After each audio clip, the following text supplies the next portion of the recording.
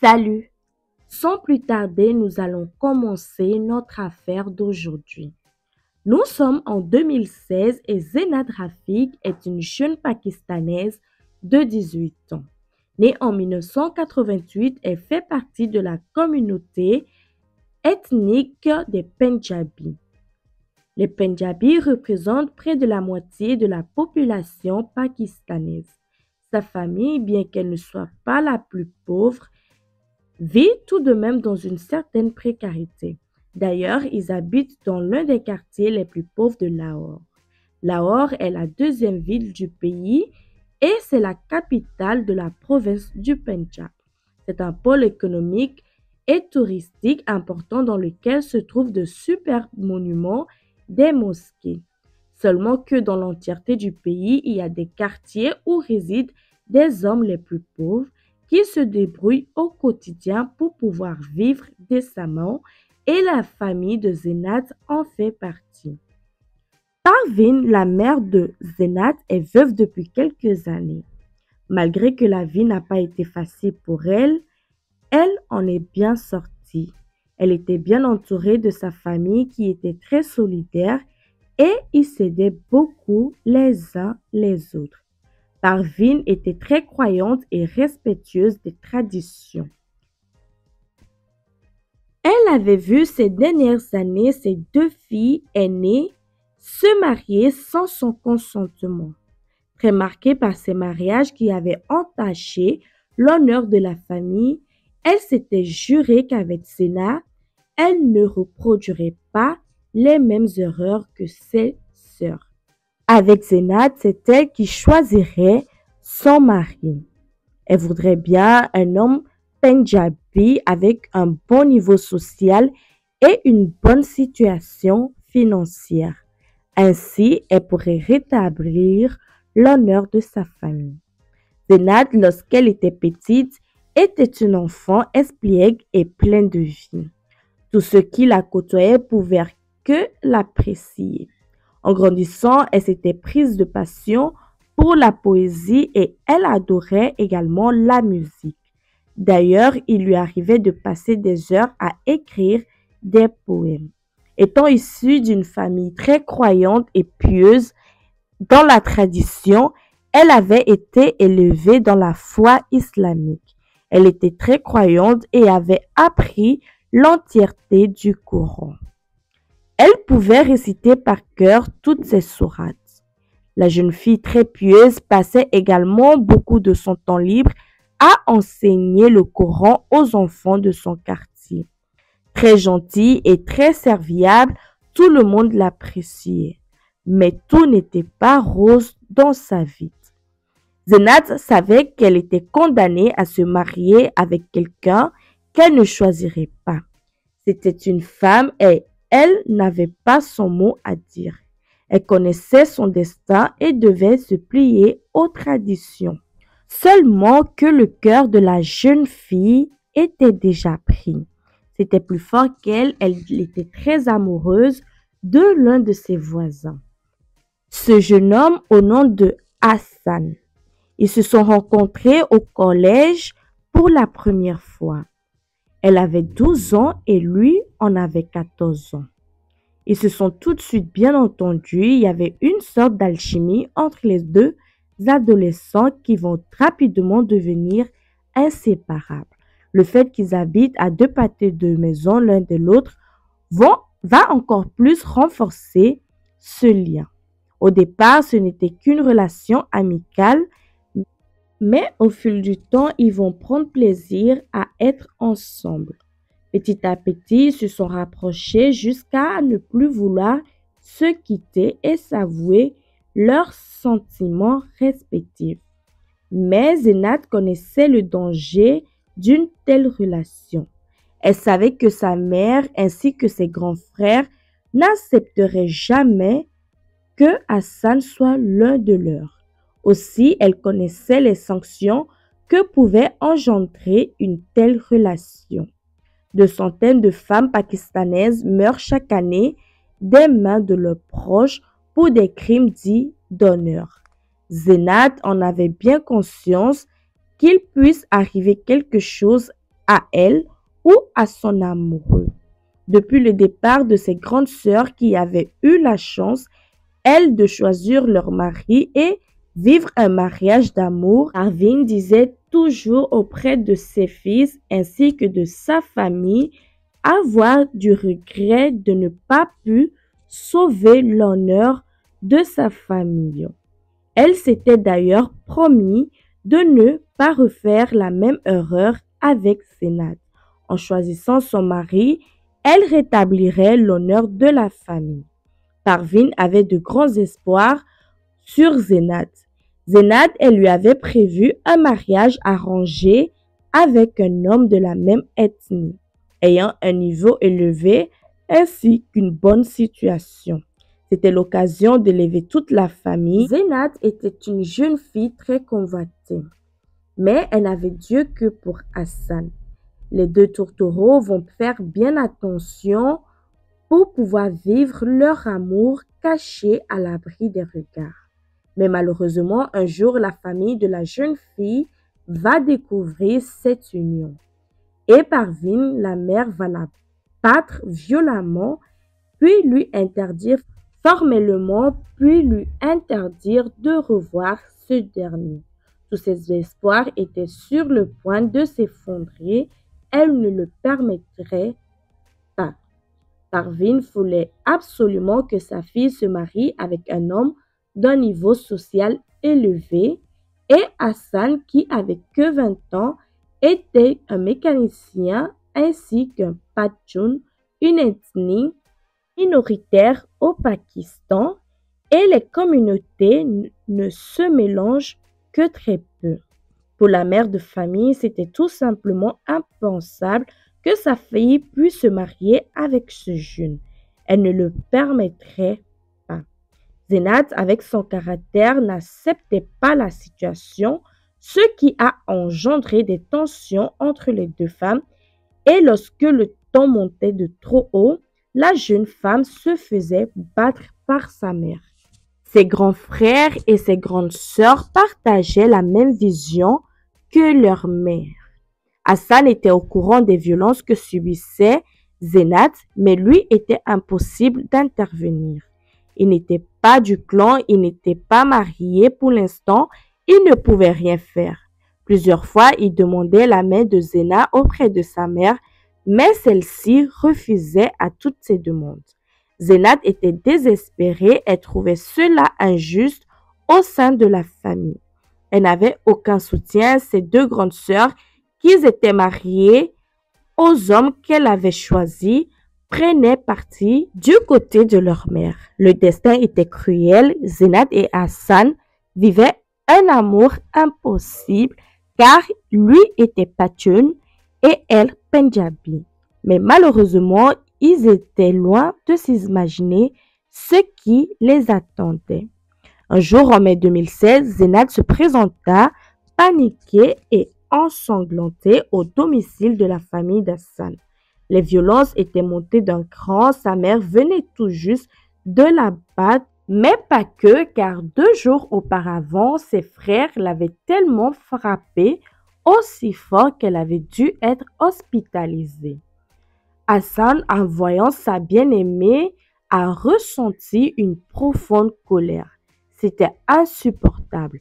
Il voulait régler ses comptes, mais sa famille lui disait qu'il ne pouvait rien faire car il n'était pas marié.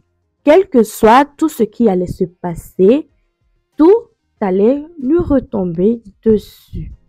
Frustré, le jeune homme rongeait. C'était de trop, de trop. Il ne pouvait plus voir Zeenat souffrir. Ainsi, il fallait que cela cesse. Le jeune couple va alors décider de faire un mariage civil, peu importe ce que la famille de la jeune fille va penser. Quelques jours après, Zeenat va décider de retourner chez elle après cet incident. Ils vont alors entreprendre toutes les démarches pour le mariage en prenant bien soin de tout dissimuler à la famille de la jeune femme. Quelques jours plus tard, Zeenat et Hassan se marient. Une fois leur union, la jeune fille va partir de la maison familiale pour s'installer dans la famille de son époux. Pour Parvin et ses enfants, c'était un véritable choc, une trahison, la mère de famille très en colère contre sa jeune fille qui venait une fois, selon elle, de salir le nom de sa famille. Pour arranger le départ et pour la curiosité des gens de la communauté, commençaient à parler et les rumeurs commençaient à se répandre. En très peu de temps, tout le quartier était au courant que la petite Zénat s'était mariée sans le consentement de sa mère avec un jeune homme patoun avec un niveau social très bas. Après les deux premières filles, la dernière fille, Rafik, venait encore une fois de jeter le discrédit sur toute la famille. Tout le voisinage était au courant de ce mariage clandestin et les rumeurs allaient de bon train. Hassan et Zénat étaient à présent mariés et vivaient sur le même toit. Mais Zénat connaissait bien sa mère et ses frères. Elle était terrorisée. Elle avait du mal à croire que cette dernière en est restée là. Elle sentait au fond d'elle que ce n'était pas terminé. Hassan, de son côté, essayait de trouver les mots justes pour pouvoir rassurer son épouse. Désormais, elle n'était plus seule. Elle avait son mari ainsi que toute la famille de son mari. Hassan la soutenait. 3 jours après le départ de sa fille, Parvin a accompagné son frère et sa sœur pour se présenter chez les parents d'Hassan, demandant à parler à sa fille. Zénat, bien effrayée, décide quand même de lui parler. Elle était très surprise lorsque cette dernière lui dit qu'elle acceptait son mariage, mais elle la supplia de vouloir bien rentrer 8 jours à la maison selon les traditions locales afin de préparer au mieux ce mariage. Voyant que sa fille était méfiante, Parvin va insister en lui disant que c'était le seul moyen de pouvoir établir l'honneur de la famille, d'autant plus que tous les voisins parlaient et critiquaient son départ. Mais Zénat avait peur, très peur. Elle connaissait bien sa mère, ses frères et le passé de sa famille. Et surtout, elle savait les sanctions qui étaient réservées aux femmes qui ne respectaient pas les traditions et les règles de la famille au Pakistan. Des centaines de femmes sont exécutées chaque année par leurs proches dans des crimes d'honneur. Et Zénat le savait très bien. Elle était terrorisée. Les mères des deux jeunes mariés s'entretiennent toutes les deux, mais la mère de Hassan était sur la réserve. Elle aussi avait peur qu'il arrive quelque chose à sa belle-fille et elle n'était pas trop partante pour la renvoyer dans sa famille. C'est alors que le frère de Parvin, l'oncle de Zénat, prend la parole et s'engagea à assurer la sécurité de la jeune mariée et a promis que tout se passerait bien. Et il veillerait personnellement de plus. Ce qui avait fini par convaincre la famille, c'est que les anciens avaient été mis au courant et qu'ils avaient validé la requête de la famille.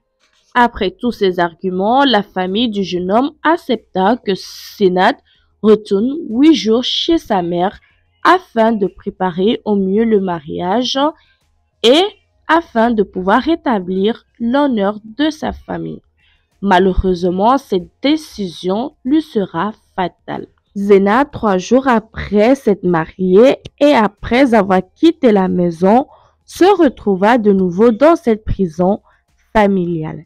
Les premiers jours se passaient relativement bien. Sa mère semblait s'atteler aux préparatifs du mariage.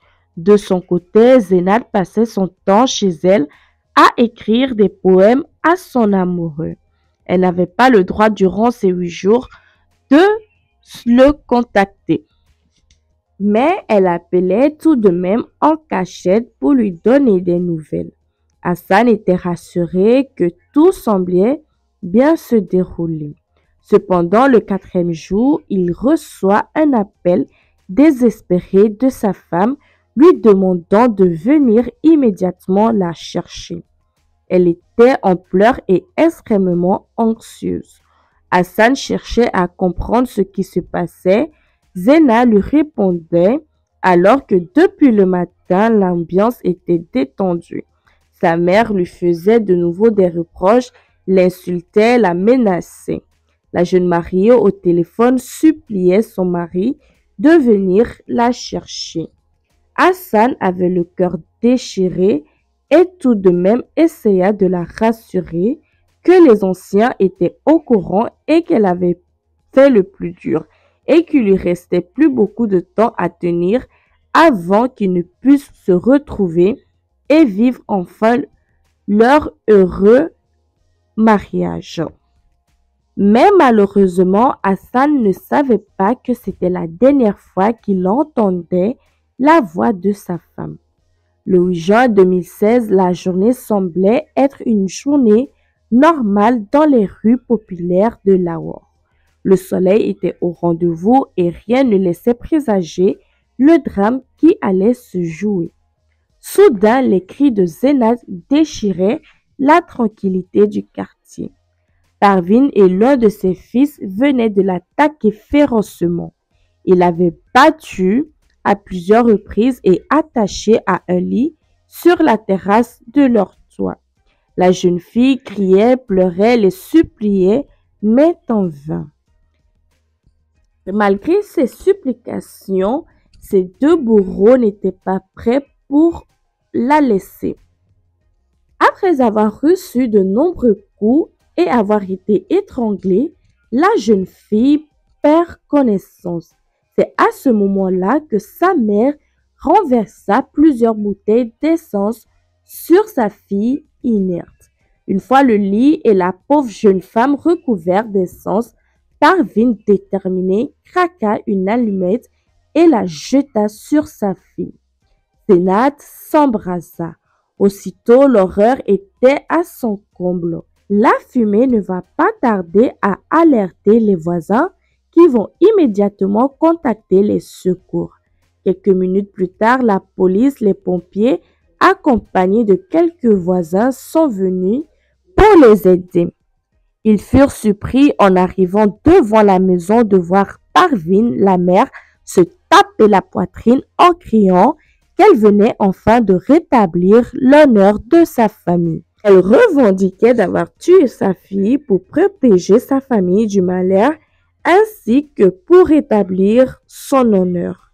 Les pompiers se précipitèrent sur le toit de la terrasse et ne purent constater tragiquement le décès de la jeune mariée. Les policiers interpellaient tout de suite Parvin qui continuait à hurler qu'elle avait tué sa fille pour établir l'honneur de la famille.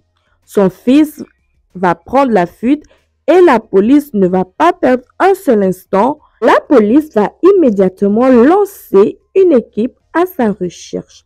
L'information se répandit rapidement et la famille d'Hassan a appris à son tour la tragédie. Ils se précipitèrent tous en direction de la maison du malheur, mais il était trop tard. Le corps de Zena n'était plus là. Il venait d'être transporté à la morgue pour y subir une autopsie. Hassan était en pleurs et sous le choc. Après cela, lui et sa famille se rendirent à la morgue pour pouvoir identifier le corps. Durant tout ce temps, les habitants du quartier se sont réunis devant la maison du drame. La tante de Zena a également été interrogée par la presse locale. Elle révélait que sa sœur, il y a longtemps, avait juré qu'aucune de ses enfants n'épouserait jamais une patoune. Pour cela, le drame était déjà prévu. L'une de ses sœurs qui avait eu la chance de faire le mariage qu'elle souhaitait n'a pas hésité un seul instant à tenir sa petite sœur responsable qui venait tout juste de décéder, en indiquant qu'elle n'aurait jamais dû défier ainsi leur mère. D'après les résultats de l'autopsie, Zena était encore vivante lorsqu'elle a été brûlée. Hassan, après ce drame, tomba dans une profonde dépression. Au-delà de la tristesse qui déchirait son cœur, il s'en voulait ne pas été chercher cette dernière lors de son dernier appel. Il savait qu'au Pakistan, des centaines de femmes meurent chaque année. La justice est rarement rendue. Il va donc mener un véritable combat avec le soutien de sa famille afin de faire condamner les bourreaux de sa femme. Il savait que lui seul pouvait mener son combat étant donné que toute la famille de son épouse était contre lui. Parveen, lors de son jugement, fut condamné à mort et son fils complice sera rattrapé quelques jours plus tard. Lui, il va écoper d'une peine à perpétuité. Cette histoire est vraiment une histoire qui m'a beaucoup touchée. Merci d'avoir regardé la vidéo. N'oubliez pas de vous abonner, partager, liker. On se retrouve dans une prochaine vidéo.